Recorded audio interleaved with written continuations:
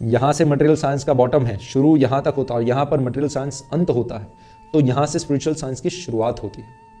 इसलिए अबोधगम्य तत्वों की जो स्टडी है वो अवरोही जो विद्या है उसी के अंदर हमको जानने को मिलता है। दूसरा यह है कि आरोही विद्या है उसका हेतु होता है कामपूर्ति, वो भी स्वार्थी कामपूर्ति।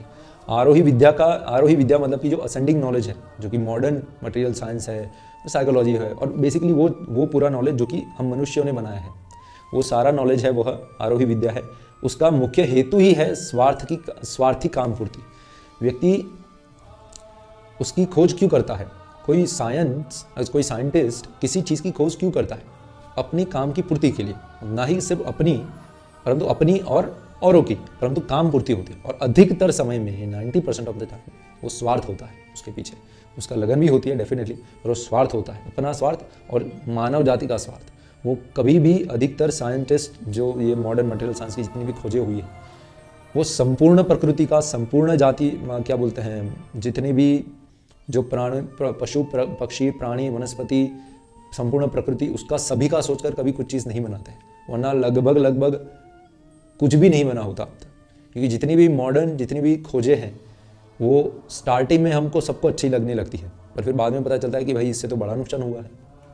एक सिंपल सा आपको एग्जांपल दे, एसी या फिर फ्रिज, जो शुरुआत में बना था तो सबको अच्छा लगा था, और फिर इतना अच्छा लगने के बाद, इतने सालों को यूज़ करने के बाद पता चला कि भी उसके अंदर से जो गैस आती है उसके कारण तो ओजोन का जो हमारा स्तर है उसके अंदर बड़े बड़े होल पड़ रहे हैं। उसके कारण सूर्य की सीधी अल्ट्रावायलेट किरणें यहाँ पर आती है, उससे पृथ्वी में लोगों का विनाश हो रहा है।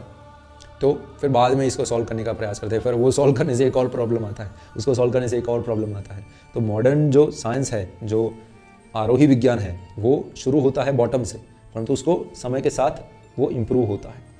पर और वो जो उसका हेतु होता है वह स्वार्थी काम पूर्ति होती है। कोई ऐसा नहीं है कि होता है कि भाई इसके मनुष्य जीवन का जन कल्याण करने के लिए हम इस चीज़ की खोज कर रहे हैं।